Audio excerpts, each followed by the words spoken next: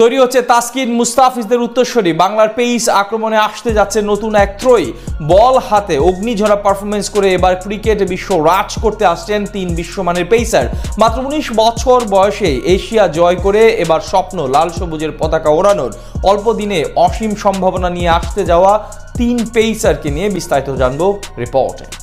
মাত্র 14 বছর বয়সে সেঞ্চুরি হাঁকিয়ে ক্রিকেট বিশ্বের রীতিমতো আলোড়ন সৃষ্টি করেছেন ভারতের তরুণ ক্রিকেটার বৈভব সূর্যবংশী। তার মতোই ব্যাট হাতে আলো কাটছেন আয়ুষ মাহাত্রে কিংবা প্রিয়াংশ আর্যর মতো তরুণ ক্রিকেটাররা। তবে মজার বিষয় হলো 2024 সালে এইসব ক্রিকেটাররাই বাংলাদেশের আল ফাহাদ ও মারুফ মৃধার বোলিং তাণ্ডবের কাছে ধরাশায়ী হয়ে এশিয়া কাপের ফাইনাল থেকে বিদায় নিয়েছিল, আর সেখানে চ্যাম্পিয়ন হয়েছিল টিম টাইগার্স। বর্তমানে বাংলাদেশের পেস ইউনিট জগতের অন্যতম সেরা, সেটা সবাই জানে। সেই পেস বিপ্লবের পথ ধরে আরো 3 জন ক্রিকেটার আসছেন পাইপলাইনে, যারা নাকি সকলেই অনূর্ধ্ব 19 দলের সদস্য।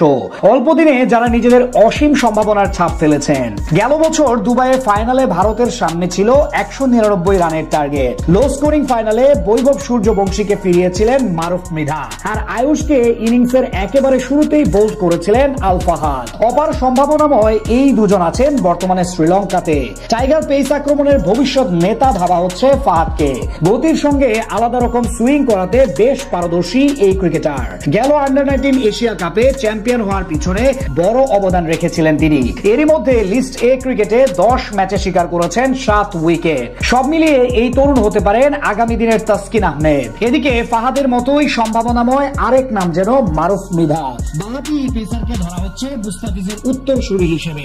দুর্দান্ত বোলিং এর সুবাদে এবারের বিপিএল এ ডাক পেয়েছিলেন চিটাগাং কিংসের হয়ে, তবে সুযোগ পেয়েছিলেন মাত্র এক ম্যাচে।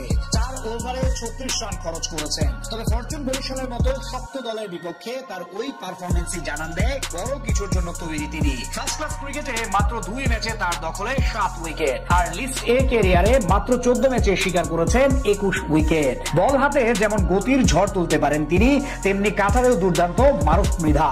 তাদের সঙ্গে আলোচনায় আছে ইকবাল হোসেন ইমনের নাম। ভারতের বিপক্ষে ওই ফাইনালে 3 উইকেট ছিল তার। বিপিএল এ ফরচুন বরিশালের হয়ে 1 ম্যাচের সুযোগ পেয়েছেন, তাতে ছিল 2 উইকেট। টি-20 ফরম্যাটে ইতোমধ্যেই 7 ম্যাচে 7 উইকেট নিয়েছেন তিনি। প্রতিভা দিয়ে অল্প দিনে ঘরোয়া লিগেও নজর কেড়েছেন ইমন। সব মিলিয়ে বলা চলে ভারত যখন নিজেদের এমন সব বাঘা বাঘা ব্যাটারদের নিয়ে নিজেদের ভবিষ্যৎ তৈরি করছে, ঠিক তার উল্টো চিত্র বাংলাদেশের ক্ষেত্রে। তবে সবার আগে নিতে হবে তাদের সঠিক পরিচর্যা, কেননা টাইগার ইতিহাসে প্রতিভা নিয়েও অনেকেই অল্প দিনে হারিয়ে গেছেন। তাই এই বিষয়ে ক্রিকেটারদের পাশাপাশি বিসিবিকেও সতর্ক হতে হবে।